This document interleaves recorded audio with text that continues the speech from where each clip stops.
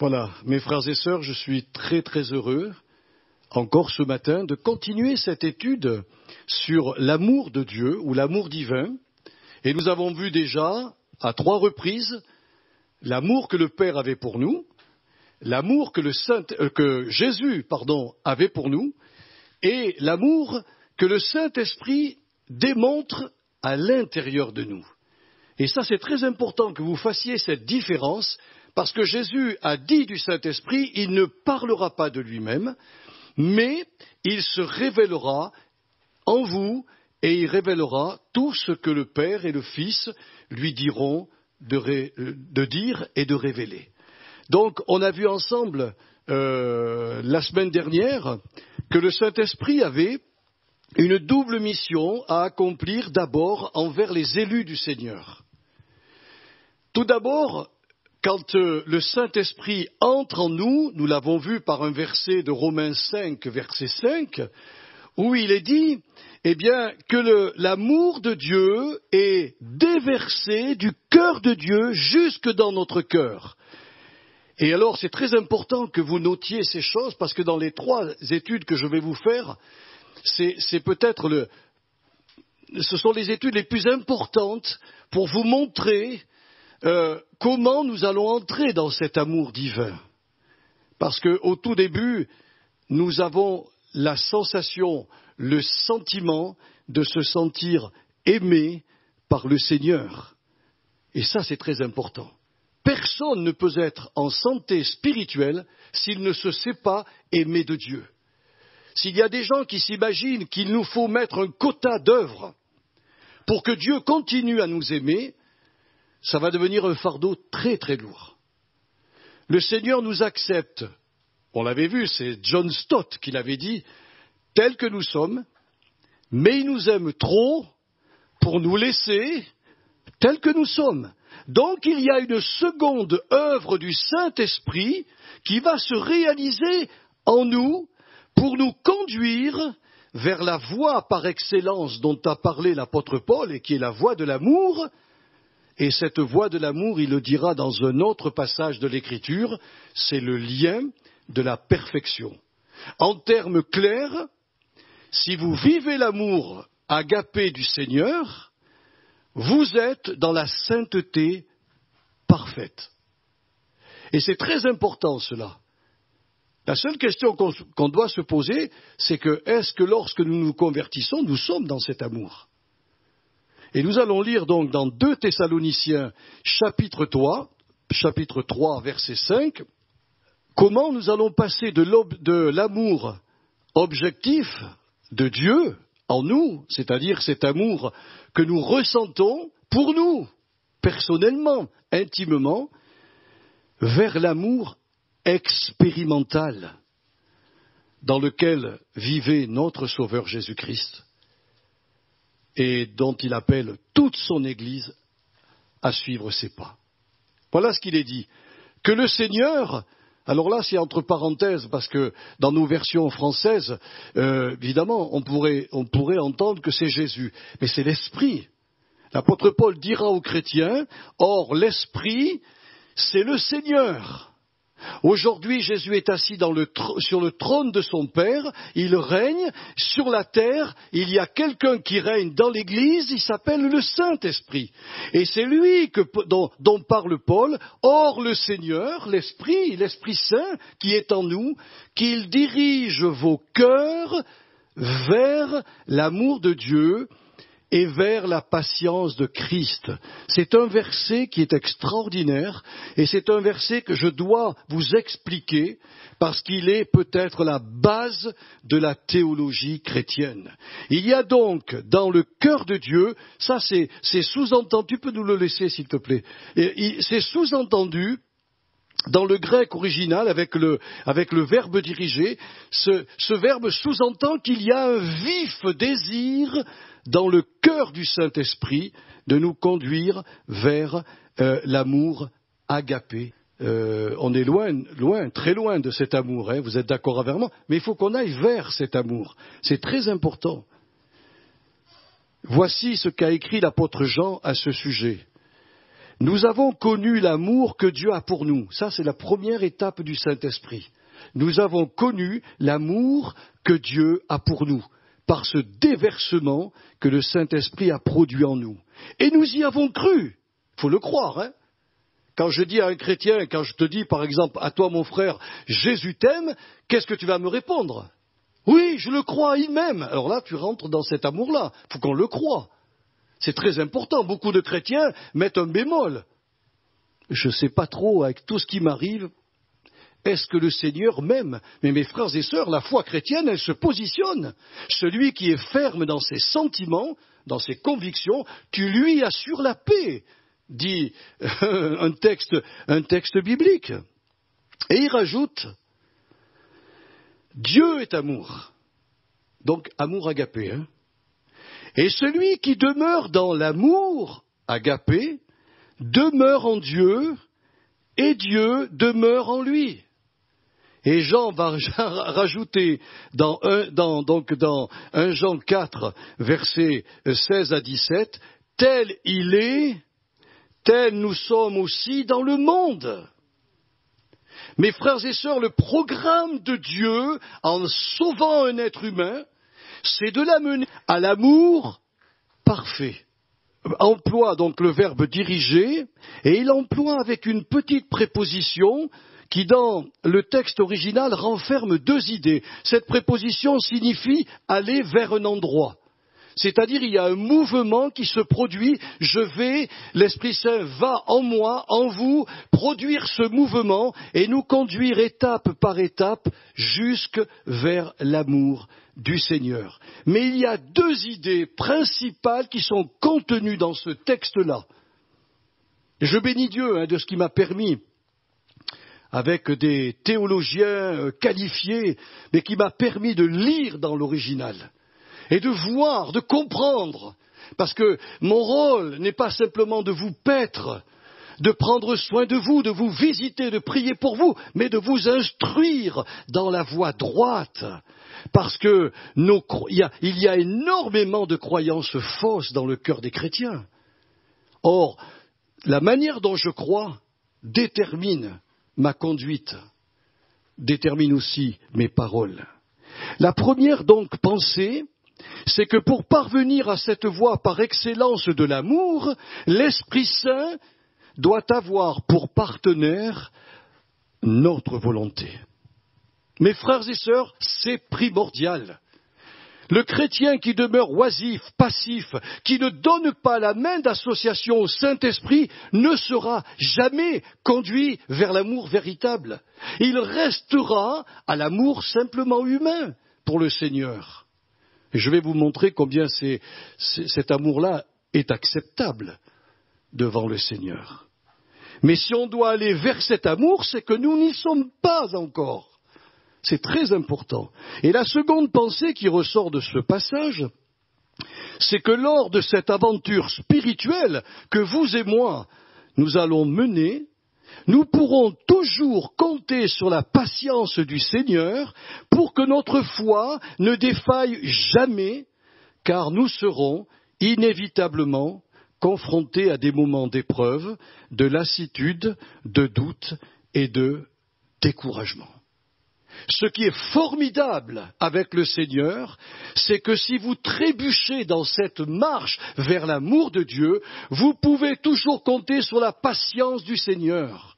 C'est-à-dire qu'il va stopper quelque chose qui est en train de vous faire du mal pour revenir vers vous et vous faire sentir combien il vous aime, combien il vous soutient, combien il vous console, et que vous n'avez pas à vous culpabiliser si vous trébuchez 2 fois, 3 fois, 4 fois, 10 fois, parce que autant de fois que vous trébucherez, autant de fois le Seigneur vous mettra au bénéfice de sa patience.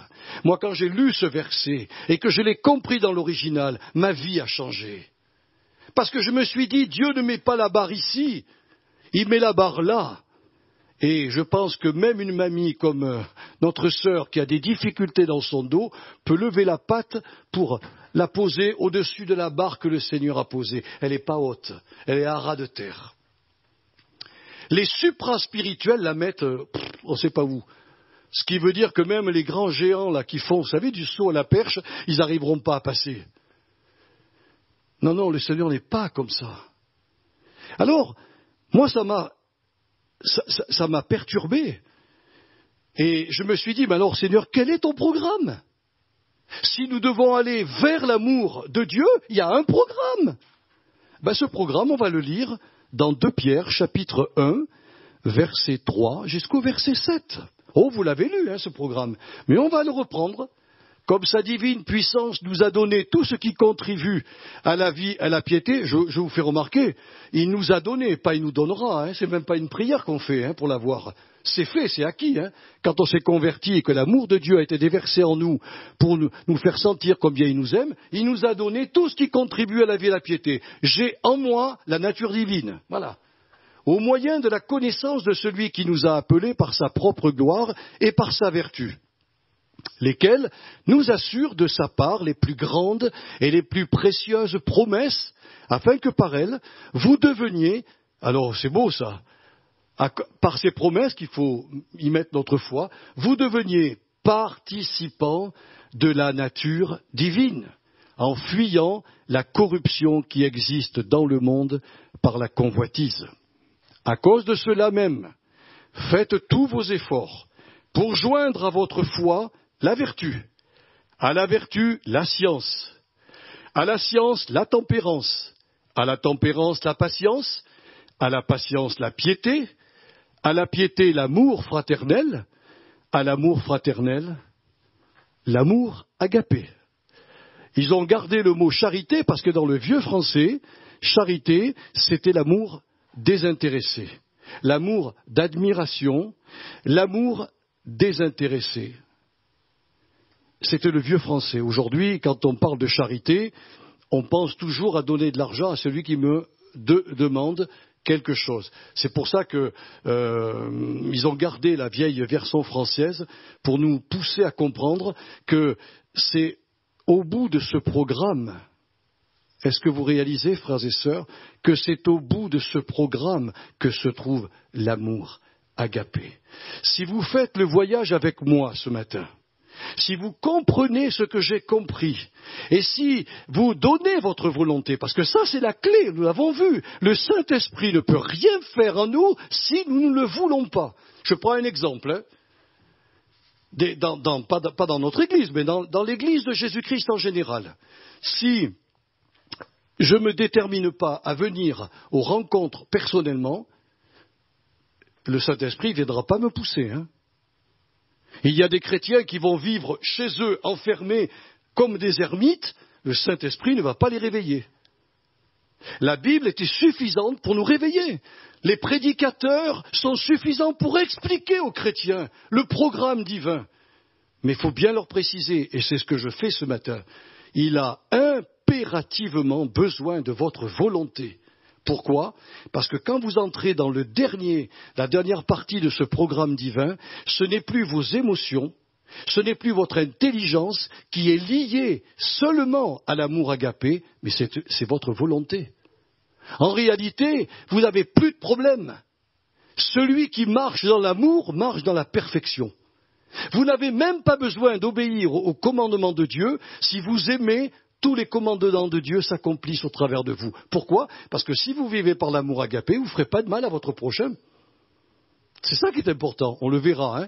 Mais on va prendre les choses par leur début et nous allons voir que l'amour agapé, c'est vraiment là où le Saint-Esprit veut nous conduire. Alors ça m'a interpellé, parce que je me suis dit, mais Seigneur, si je dois aller au bout de ce programme pour avoir cet amour agapé dont le Saint-Esprit veut m'y conduire, à l'heure actuelle, je t'aime avec quel amour?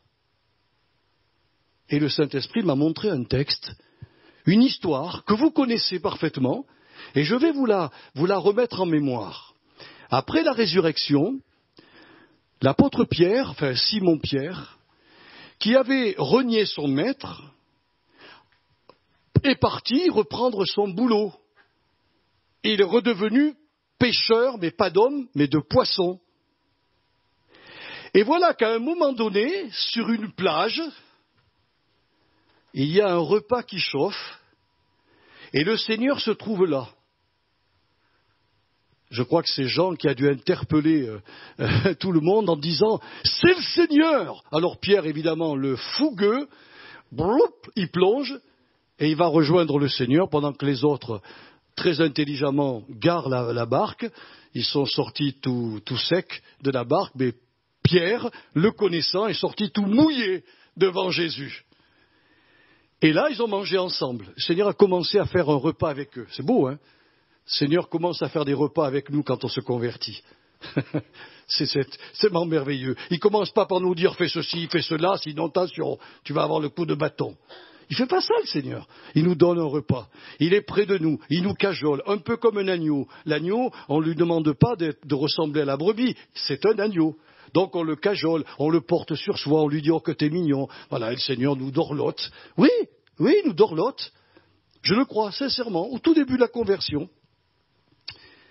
Et puis, à un moment donné, Jésus va s'arrêter et il va parler à l'apôtre Pierre et il va lui dire à 2 reprises « Simon Pierre, m'aimes-tu plus que ceci ?»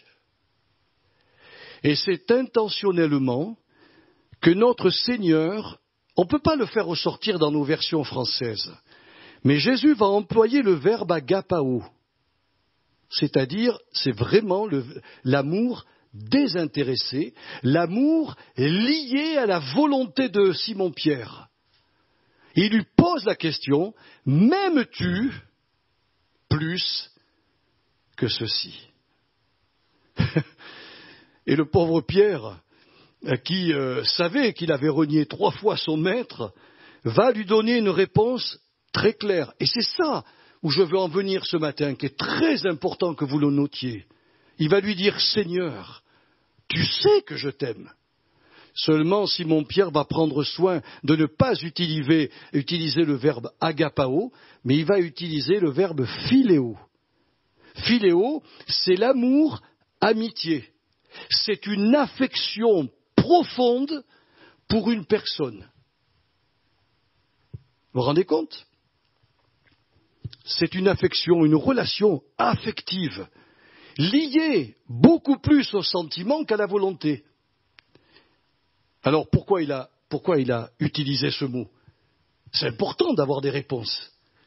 Pourquoi à l'agapao, il lui dit Jésus, je t'aime, de l'amour philéo. Vous voyez, c'est important de connaître la Bible. Parce que dans Jean 14, Jésus va leur parler du Saint-Esprit. Et il va leur dire, quand le Saint-Esprit sera venu en vous, il va non seulement être au-dessus de vous, il va être à côté de vous, mais il va être à l'intérieur de vous. Et il va vous faire passer ou progresser, j'aime mieux le verbe progresser, il va vous faire progresser de l'amour sentimental que vous avez aujourd'hui pour Jésus vers l'amour agapé. Donc, ce qui est important de noter, c'est que Simon-Pierre, aimait profondément Jésus. Et le Seigneur accepta cet amour affectif, point de départ vers une autre vie bien plus abondante. Voyez-vous, mes frères et sœurs, vous l'aimez, je l'ai aimé au tout début de ma conversion d'un amour affectif. J'étais complètement fou. Parce que l'amour philéo est capable d'aller jusqu'à la passion. Mais pas comme l'amour agapao. L'amour agapao fait tout sans espoir de retour. Je t'offre un repas, non pas pour que tu m'invites, parce que j'ai envie de t'offrir un repas. Je t'aide financièrement, non pas pour que tu me rendes l'appareil, comme dans le monde ça se fait, on appelle ça renvoyer l'ascenseur. Mais je te donne ou je fais quelque chose pour toi parce que je t'aime, de cet amour désintéressé dont Jésus aimait les gens. Alors le Seigneur a accepté l'amour affectif de Pierre, et je voudrais vous le dire, quand vous vous êtes converti avec l'amour affectif. avec cet amour lié à vos sentiments. C'est pour ça que parfois, si vous n'avez pas les instructions du Seigneur, la première épreuve qui surgit dans votre vie, vous êtes déçus. Amèrement déçus, vous dites « Ah, papa, mais pourquoi? Pourquoi ça m'arrive à moi? Qu'est-ce que j'ai fait au Seigneur ?» Mais non, vous n'avez rien fait au Seigneur. Vous êtes simplement dans la tourmente de la vie, comme tous les autres êtres humains. La différence, c'est qu'eux n'ont pas le Seigneur, mais vous l'avez. C'est simple. Mais souvent, on a des attitudes parce qu'on est encore attaché à des vieilles croyances. Mais Jésus a accepté l'amour de Simon-Pierre. Mais Jésus voyait beaucoup plus loin que cela. Il voyait que lorsque son esprit serait en Simon-Pierre, Simon-Pierre allait progressivement, d'étape en étape, passer à l'amour agapé. Et je crois qu'au cours de sa vie, il y est passé. Il a même accepté de mourir pour le Sauveur le jour qu'on est venu le chercher, qu'on est venu l'arrêter. Pierre a accepté d'être crucifié, mais comme il ne voulait pas mourir comme Jésus, il a été mis à l'envers. Pierre est le seul apôtre qui est mort crucifié la tête en bas. Ça a dû être terrible. Mais il n'a pas voulu mourir comme son Sauveur parce qu'il l'avait renié 3 fois quand il était attaché à la croix. Alors vous voyez, je comprends pourquoi le Seigneur va une 3e fois interpeller Simon-Pierre. Et dans cette 3e fois, il va lui dire « Pierre, Simon Pierre, m'aimes-tu vraiment de cet amour amitié et affectif ?» Et Pierre va confirmer ce fait en disant « Oui, Seigneur, tu sais toutes choses, tu sais que je t'aime comme on aime un ami. » C'est moi qui ai rajouté ça, hein. Tu sais que je t'aime de l'amour philéo, c'est-à-dire comme on aime un ami. Voilà. J'ai beaucoup d'affection pour toi et je t'aime comme on aime un ami. Mais il aurait pu continuer la conversation, il aurait été honnête, il aurait dit « Tu sais, Seigneur, je ne suis pas prêt à mourir pour toi. » Voilà. C'est l'amour philéo, mais je ne suis pas prêt à mourir pour toi. Or, un jour, il a pu le faire. Vous comprenez la progression que nous devons tous avoir pour arriver à ce beau texte qui est suspendu dans notre Église? Je vous le décortiquerai, je vous l'expliquerai, pour que vous puissiez comprendre à chaque action, à chaque pensée, à chaque fait que vous allez faire, savoir si vous êtes dans l'amour agapé ou toujours dans l'amour sentimental. On le verra ensemble. C'est pour cela que je vous dis que ce que je vous apporte dans ces 3 dernières études, c'est vraiment le plus important. C'est une théologie à laquelle vous devez vous accrocher. Alors que fit donc Jésus après cette confession de Simon-Pierre? Il accepta cette nouvelle relation basée sur l'affectif, sachant qu'elle évoluerait avec le baptême du Saint-Esprit. Il oublia le reniement passé de Simon, et il lui redonna son ministère de pêcheur d'hommes, et il lui confia la surveillance des agneaux et des brebis de son Église. C'est écrit dans Jean 21, versets 15 à 17. Vous vous rendez compte? Confier ses agneaux et ses brebis à un type qui n'aime que de l'affectif? Eh bien oui, mes frères et sœurs. Vous avez devant vous quelqu'un qui sait aimer de l'affectif. Et je dois pouvoir démontrer au travers de mes attitudes, au travers de mes paroles, de mes comportements, si je suis parvenu, par la grâce de Dieu, à l'amour agapé. Vous le verrez, ça sera un témoignage pour tous, hein, pasteurs et autres. Mais qu'on ne vienne pas me raconter qu'un pasteur vit dans l'amour agapé en permanence. Il est en progression, comme nous. Pour la simple et bonne raison, vous avez qu'à parler mal à un pasteur. Vous allez voir sa réaction. Il sera dans l'affectif, tout simplement. Et le Seigneur ne va pas lui jeter la pierre, puisqu'il n'a pas jeté la pierre justement à Simon-Pierre. Puisqu'il a accepté cet amour, amitié. Mais il savait, il avait une grande vision, notre Sauveur. Il avait vu Pierre comme il allait devenir. Et je crois dans la lettre aux Galates, on parlera de l'apôtre Pierre comme étant une des colonnes de l'Église du Christ. Il y a des théologiens qui se sont penchés sur le caractère de l'apôtre Pierre C'était pas un érudit, mes frères et sœurs, mais ce que nous avons lu ensemble tout à l'heure, sur ce qu'il a écrit. Il l'a écrit dans un parfait grec. Ça a dû étonner l'apôtre Paul de lire un tel récit. Lui qui n'avait pas eu d'instruction, mais il avait été façonné par le Saint-Esprit et il était rentré dans l'amour agapé. C'est extraordinaire. Alors si les apôtres ont dû progresser dans l'amour, de l'amour amitié, affectif, jusque dans l'amour agapé, mes frères et sœurs, nous devons bien y progresser nous aussi. Et nous ne devons pas nous faire du mal, nous jeter la pierre si encore nous avons des réactions du vieil homme et surtout de l'affectif, que le Seigneur nous en préserve. Alors, le premier voyage commence avec la foi. On l'a lu ensemble. Faites des efforts pour ajouter à votre foi la vertu. Mais tout commence dans la parole de Dieu avec la foi et tout va se terminer avec l'amour. La foi et l'amour, ensemble, vont contenir toutes les vertus dont je vais vous parler. Alors, je ne sais pas si j'aurai le temps ce matin de vous expliquer toutes ces vertus-là, mais qu'est-ce que ça est? On pourra bien revenir un autre dimanche. Je continuerai avec fidélité pour parler de ces choses. Donc, puisque la foi du cœur est la première grâce appartenant à la nature divine, cette dernière ne peut se développer sans la vertu. Alors je vous dispense du mot grec, mais ce mot désigne littéralement l'excellence ou l'énergie morale.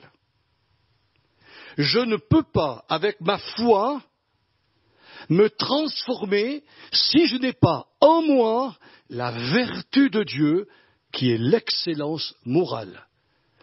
Quand le Saint-Esprit est en moi, il veut me donner ces choses. Et alors j'ai posé la question, je me la suis posée à moi, mais je vous la pose à vous, mais où trouve-t-on cette énergie, cette excellence morale? Je peux vous rassurer, elle ne se trouve ni dans un mouvement religieux, ni dans une église spécifique, ni auprès de puissants serviteurs de Dieu. Ça, c'est l'erreur des chrétiens. Ils pensent que si vous allez dans une grande église où on a orchestre, où on a tout ce qu'il faut, c'est ça le spirituel. C'est pas du tout vrai. C'est un leurre. Oh, je me réjouis pour les grandes églises, je me réjouis pour les merveilleux ministères qu'il y a dans ce monde. Mais ce n'est pas cela. On ne trouve pas cette excellence morale auprès d'une église, ni auprès d'un serviteur de Dieu, aussi puissant soit-il, ni dans un mouvement religieux quelconque. Cette grâce appartient exclusivement à la troisième personne de la Trinité. Quand il parle du Paraklétos, je vous enverrai le Paraklétos. Dans nos versions françaises, on parle d'avocat. Mais il dira, je vous enverrai un autre avocat. L'autre ici, c'est quelqu'un qui est identique à lui, qui est son égal. Donc ce qui veut dire le Saint-Esprit qui est en nous possède le même ministère que Jésus, il possède tous les dons, il est Dieu. Souvenez-vous quand Ananias et Saphira ont menti au Saint-Esprit en disant oui, on a vendu la maison, telle somme, donc voilà, on donne tout à l'Église, alors qu'ils en avaient gardé une partie. Mais ils avaient le droit de garder même les 90%. Mais ils ont voulu paraître devant les gens en disant waouh, c'est des super chrétiens ceux-là. Ils sont généreux, c'est vraiment des belles personnes. Et l'apôtre Pierre, qui était rempli du Saint-Esprit, a dit d'abord à Ananias, mais Ananias, ce n'est pas aux hommes que tu as menti, mais à Dieu. Pourtant, il n'avait pas menti à Dieu le Père, ni à Dieu le Fils, il avait menti à Dieu le Saint-Esprit. Vous connaissez l'histoire à la suite, les gens étaient devant la porte et Ananias est tombé, mort. Puis sa femme est arrivée, quelque temps après, et elle dit la même chose. Et elle dit, Simon-Pierre leur dit, mais comment vous vous êtes entendus pour mentir et tromper le Saint-Esprit? Ceux qui viennent d'amener ton mari au cimetière vont t'amener dans quelques secondes. Et elle a expiré. Enfin, il y avait quand même une sacrée puissance à l'époque. Heureusement que Seigneur, tu ne fais pas ça aujourd'hui, parce que je me demande parfois si on aurait encore des gens dans notre Église, dans nos églises. C'est vrai, hein? Mais c'était pour montrer combien le Saint-Esprit, c'est la troisième personne de la divinité. Il est l'égal de Jésus-Christ. Alors nous devrions, et c'est ça que Jésus veut vous dire ce matin au travers de ma bouche, nous devrions développer avec lui une relation personnelle, comme les disciples avaient développé une relation personnelle avec Jésus. Puisqu'il est son égal, il faut que nous apprenions, nous aussi, à développer une relation avec le Saint-Esprit. Quand les disciples étaient confrontés à certains problèmes, que faisaient-ils? Quand ils ne comprenaient pas le sens des Écritures, et surtout le sens des paraboles, comment réagissaient-ils? Et lorsqu'ils étaient impuissants pour guérir les malades, vers qui se tournaient-ils? Ils allaient tout simplement questionner Jésus sur tous ces sujets, et ils recevaient de lui toutes les réponses à leurs interrogations. Jésus ne faisait que leur répondre. Eh bien, mes frères et sœurs, c'est exactement ce dont nous sommes appelés à faire aujourd'hui avec le Saint-Esprit, puisque le mot paraklétos, que je vous ai traduit venant du grec, signifie littéralement « celui qui nous est possible » aujourd'hui d'appeler à notre aide pour ceci ou cela. C'est un adjectif verbal dans l'original, ce qui veut dire que j'ai la possibilité de l'appeler ou pas. Quand vous êtes malade, vous avez beaucoup de fièvre, que vous êtes vraiment pris avec une grosse toux et que vous ne savez plus bouger de chez vous, que faites-vous? Vous priez si vous êtes chrétien en premier, et ça c'est bien. Et si les symptômes persistent, que faites-vous? Vous appelez au moins le 15 pour qu'il vienne vous secourir. Si vous ne téléphonez pas au 15, le 15 ne viendra pas. Parce qu'ils n'ont pas d'informations. Le Saint-Esprit, ce n'est pas quelqu'un qui s'impose à nous. Le Saint-Esprit est une personne très discrète, mais qui répond à chacun de nos appels à l'aide. Au secours, Esprit Saint, je suis perdu. Il arrive. Parce que nous avons le droit, la possibilité de l'appeler à notre aide. Il est donc de la plus haute importance que nous redécouvrions ce qu'est la communion, la commune union avec le Saint-Esprit. Alors, je précise qu'il ne s'agit pas, comme certains le pensent, de lui adresser toutes nos prières et toutes nos requêtes. Bien sûr que non. Normalement, quand on prie dans l'Église, on s'adresse à Dieu le Père dans le nom de Jésus. Mais quand ça concerne notre vie personnelle, quand ça concerne, par exemple, si nous sommes préoccupés par le choix d'un conjoint, il y a un frère qui a ça dans le cœur, par le choix d'une église locale, il y a des gens qui cherchent une église locale, par le choix d'un travail, par une direction spécifique à prendre, ou encore par la manière dont nous devons gérer nos biens matériels et financiers, eh bien, nous devrions nous adresser à ce cher Paraclet, car c'est lui qui est aujourd'hui le Seigneur de l'Église. C'est écrit dans 2 Corinthiens 3, verset 17. Or, le Seigneur, c'est l'Esprit, et là où est le Seigneur, là où est l'Esprit du Seigneur, là est la liberté. Lui parler, lui dire au cher Esprit Saint, combien je te respecte, combien tu es précieux pour moi. Je sais que Jésus est parti très loin dans le royaume éternel, mais il t'a donné mission de vivre en moi, de m'accompagner tous les jours de ma vie, jusque dans l'éternité. Alors, je suis devant un problème. J'ai un questionnement. Comment puis-je me sortir de ce piège? Comment puis-je résoudre cette équation qui humainement n'est pas possible? Viens m'aider, éclaire mon esprit, donne-moi du discernement. Je fais appel à toi. Et que croyez-vous qu'il va faire? Il va répondre.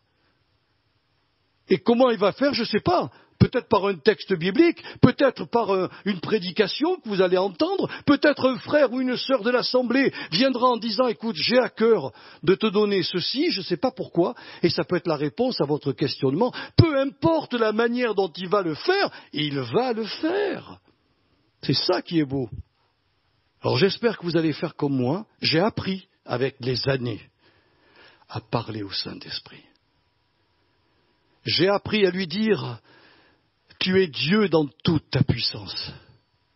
Je sais que lorsque j'ai des requêtes à faire, je m'adresse au Père, comme Jésus nous l'a enseigné, je ne viole pas la règle de Jésus. Mais là, c'est une affaire entre toi et moi. J'ai besoin, combien de fois, mes frères et sœurs, je vous l'avoue, ce matin, j'ai dit, Esprit Saint, je veux plus d'amour pour ma femme. Je veux plus d'amour pour mes enfants. Je veux plus d'amour pour les chrétiens dont je suis responsable. Je lui dis, déverse-moi cet amour. Parce que si je vis sur l'affectif, j'ai passé des années, je vous l'avoue honnêtement, moi je devenais rouge. Je rentrais à la maison, Chantal peut le témoigner, je rentrais à la maison, d'abord elle en prenait plein la tête parce que c'était elle la première qui recevait toutes mes blessures, tout ce que moi je considérais comme blessures, et je prenais le téléphone et j'allais envoyer là, vraiment, j'allais dire ce que je pense à certaines personnes, et c'est on m'a dit, tu vois, là tu es dans l'affectif, il faut que tu progresses. Il faut que tu progresses. Si tu vas voir des gens avec ce sentiment, tu ne vas pas les voir. Hein. Parce que tu vas avoir un gros souci. Il faut que tu les abordes avec des autres émotions. Mes frères et sœurs, j'ai crié au Saint-Esprit. Hein. Je lui ai dit, donne-moi plus d'amour. Je vous ai raconté il y a quelques années que j'avais un problème de colère. Que je disais sainte colère, parce que c'était ma conception. Et que le Saint-Esprit m'a dit, ce n'est pas des saintes colères, mon fils. Ce sont des colères que ton père ne supporte pas. Mais je suis en toi pour te changer. Et j'ai lu un livre qui m'a ouvert les yeux. Tim LaHaye, qui a écrit un livre sur les tempéraments de l'homme dirigé par l'esprit. Et dans ce livre, je me suis vu. C'était moi. Je me suis vu dans mon tempérament. Mais il a donné la réponse, la clé. Moi, je savais demander pardon. Oui, j'ai demandé pardon à Dieu des centaines de fois. Je me trompe pas en disant ça. Je suis venu voir ma femme, je lui ai dit, pardonne-moi chérie, j'ai été en colère. Je voyais mes enfants qui étaient tout petits mais qui avaient les larmes aux yeux parce que papa était au fond du jardin en train de bouder. Je leur disais, pardonnez-moi mes petits choux. Et ils me pardonnaient. Et un jour, j'en ai eu marre de faire le même circuit tout le temps. Pardon Seigneur, pardon Chantal, pardon mes enfants, pardon Seigneur, pardon Chantal, pardon mes enfants. J'ai dit Seigneur, où est la clé dans le Saint-Esprit? J'ai été parler au Saint-Esprit. Et je lui ai dit maintenant, mon Père me pardonne, toi Esprit Saint, change-moi. Je te donne ce qui en moi me pousse à avoir des colères incontrôlées. Et j'ai cru. Et le Saint-Esprit m'a changé. Oui, il m'a changé. Je suis toujours avec le même tempérament, mais je suis capable de me contrôler beaucoup plus rapidement que je ne le faisais avant. Je suis capable de rentrer chez moi et de me mettre en prière et dire au Seigneur, tu vois, ce qui m'irritait avant, maintenant me permet de te dire, écoute Seigneur, fais quelque chose. Transforme ces bien-aimés frères et sœurs, change-les. Seigneur, agis. Mais je pense que j'ai eu des problèmes de cœur à cause de ça. Je me suis fait sauter le cœur. Alors que si j'avais appris à parler plus tôt au Saint-Esprit, je me serais moins fait de mal. Alors il vaut mieux parfois parler au Saint-Esprit que d'aller téléphoner à quelqu'un ou parler à quelqu'un d'une autre personne. Il faut tout dire au Saint-Esprit. Il dit, oh là là, j'ai vu ma sœur, mon frère là. Il me semble que bibliquement parlant, c'est pas très net son truc. Seigneur, avant de faire quoi que ce soit, je voudrais t'en parler. Tu es en elle comme tu es en moi. Éclaire-la, change-la, transforme-la. Et vous serez étonnés de voir que vos prières sont exaucées, parce que le Seigneur, il est merveilleux. Donc, établissez une relation intime avec le Saint-Esprit. Une fois cette énergie morale présente dans notre esprit, elle va donc nous conduire vers quelque chose de primordial. C'est la connaissance. La connaissance. Dans ce domaine, excusez-moi de vous le dire, beaucoup de chrétiens manquent de connaissances bibliques. Le mot grec pour connaissance, c'est gnosis. Et gnosis, c'est la capacité accordée à notre âme de comprendre la vérité. Évidemment, la vérité de Dieu.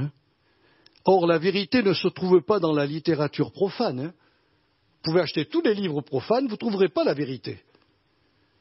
C'est ce qui a fait dire à celui qui a condamné Jésus, Pilate, qu'est-ce que la vérité? Ben oui. Il était là devant lui. La vérité incarnée était devant Pilate.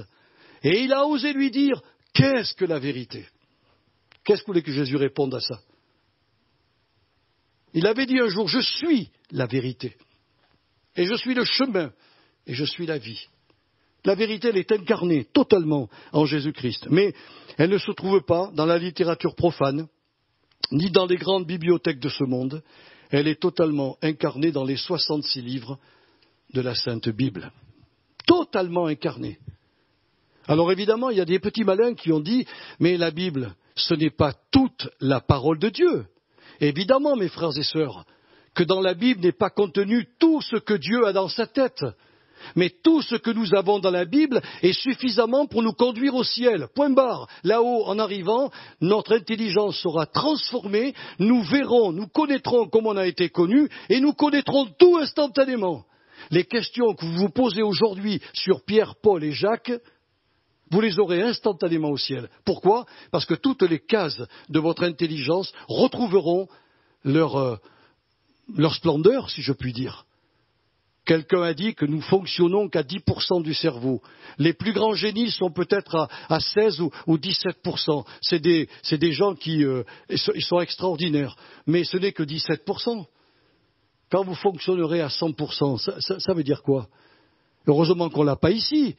Parce que vous seriez en mesure de comprendre les pensées comme Jésus les avait. Jésus, quand il voyait quelqu'un, il savait à l'intérieur ce qu'il y avait. Mais lui ne le savait pas pour critiquer.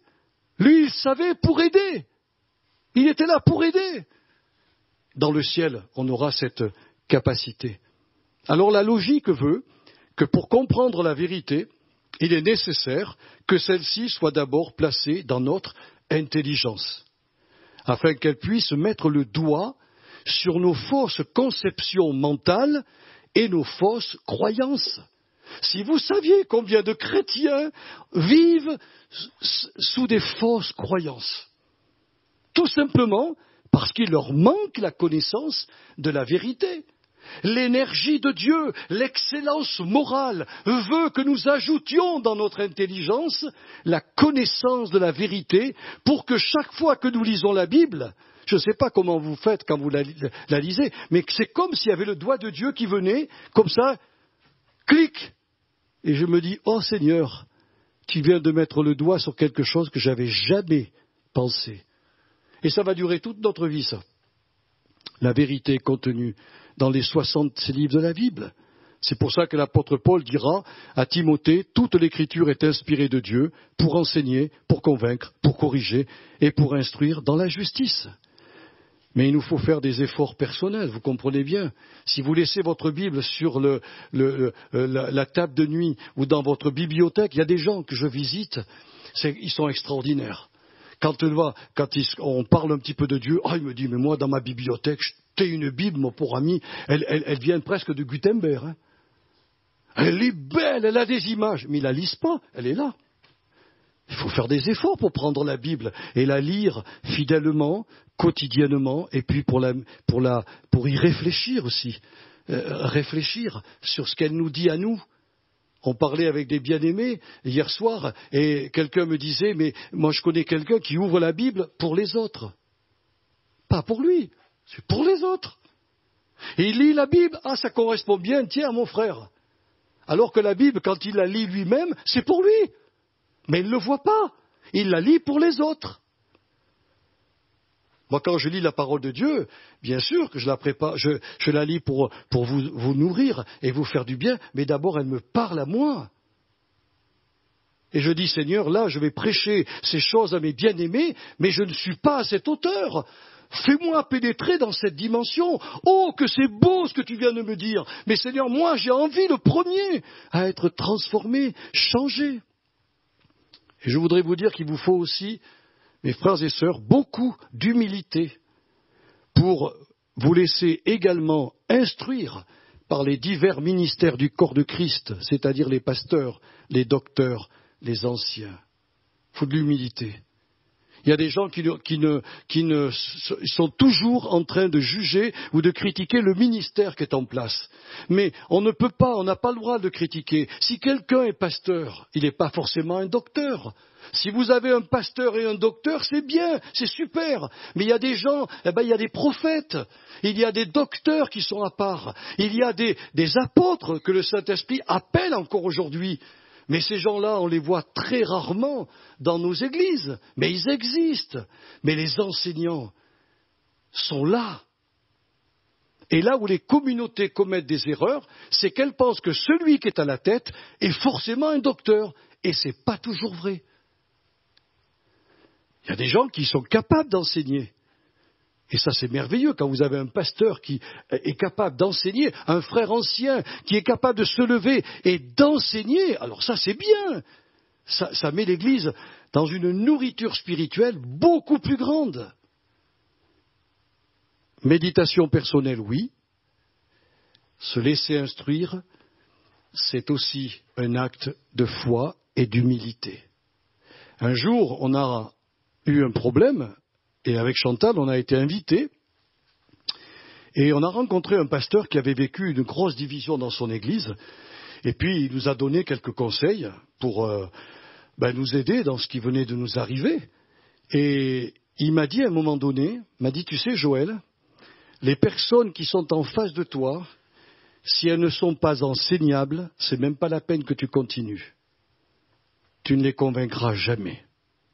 Si un chrétien qui se trompe, qui est dans l'erreur, qui peut-être a fait du mal, a quand même l'intention de dire j'aimerais comprendre ce qui s'est passé, j'aimerais parler, voilà ma conviction, voilà mon idée dans mon cœur, mais j'aimerais écouter ce que tu as à dire. Alors c'est quelqu'un qui est ouvert à la vérité et c'est quelqu'un qui se laissera certainement convaincre par la vérité. S'il peut y avoir un dialogue intelligent entre deux parties adverses, il y a possibilité de pardon, de réconciliation et de nouveaux rapports.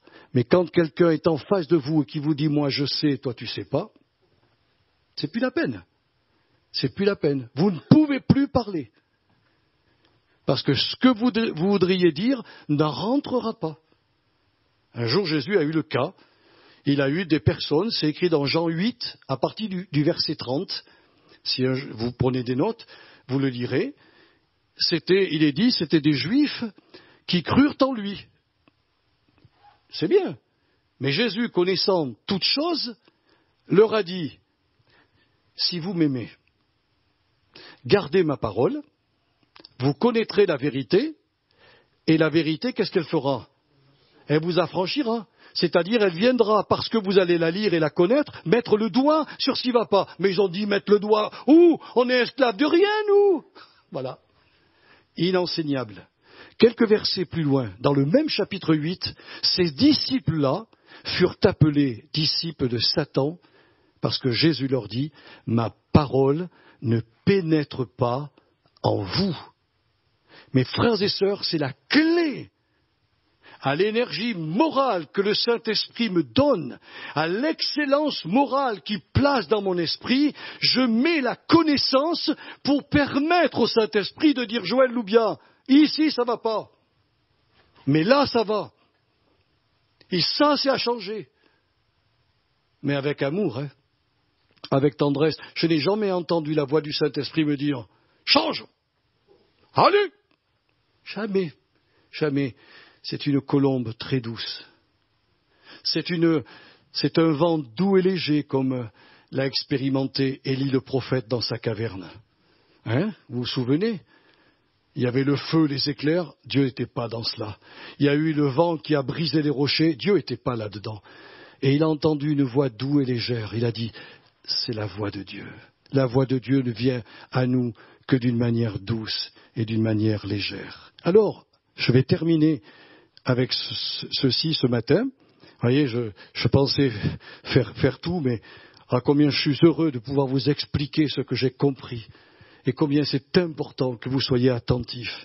Pourquoi implanter la vérité dans notre intelligence? Ça a été quelque chose qui m'a travaillé. J'ai dit, Seigneur, ok, la vérité, je vais la chercher. Mais pourquoi? Dans quel but? Pourquoi la mettre dans mon intelligence? Vous savez pourquoi?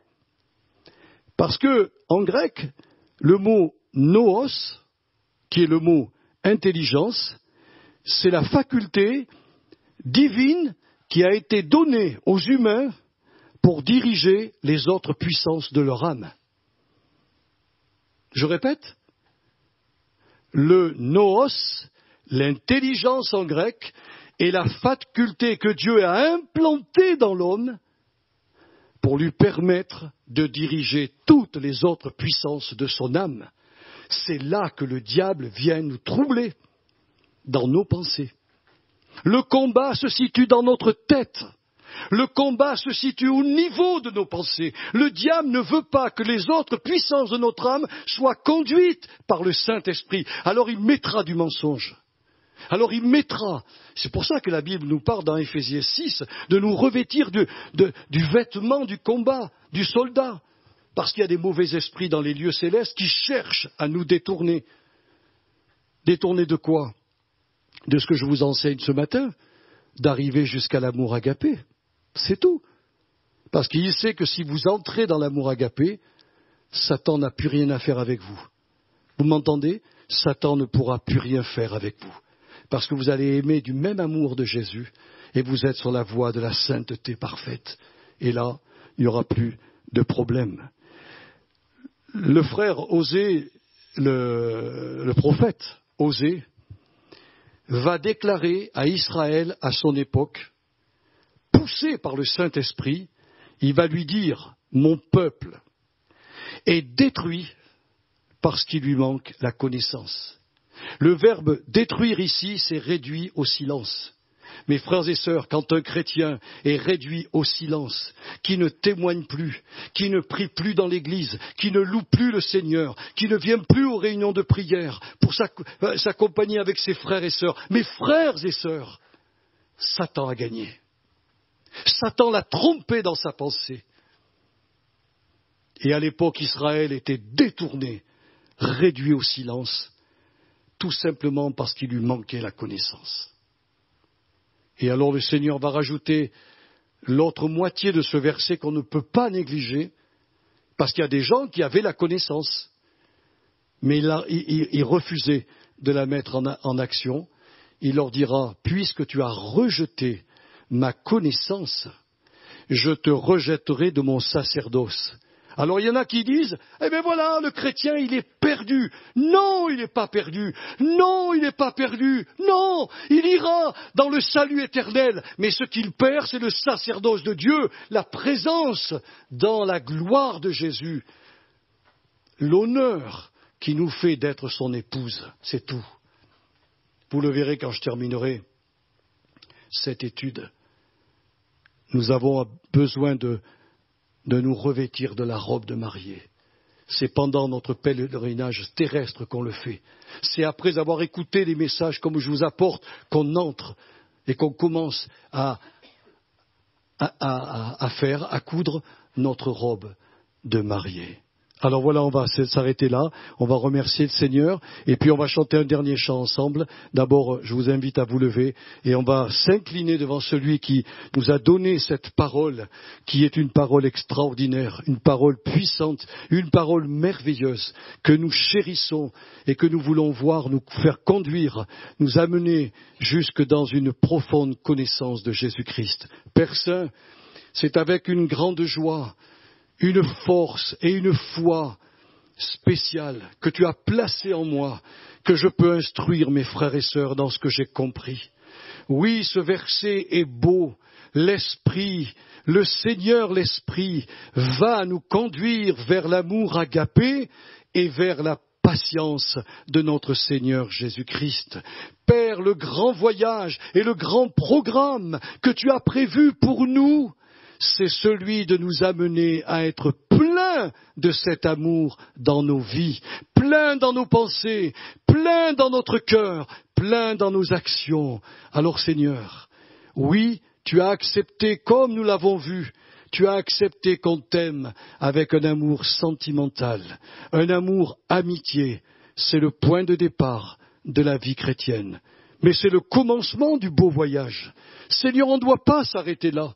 On doit progresser pour arriver jusqu'à cet amour qui est le lien de la perfection et qui est, comme dira l'apôtre Paul, la voie par excellence. À toi la gloire ce matin, que mes sœurs et mes frères soient bénis, que ce qu'ils ont reçu ce matin, ils le reméditent, ils puissent le repasser dans leur cœur, et ainsi, Seigneur, voir ta gloire dans leur vie et Seigneur, dans leur expérience quotidienne. Merci, Seigneur. Béni sois-tu en Jésus. Amen.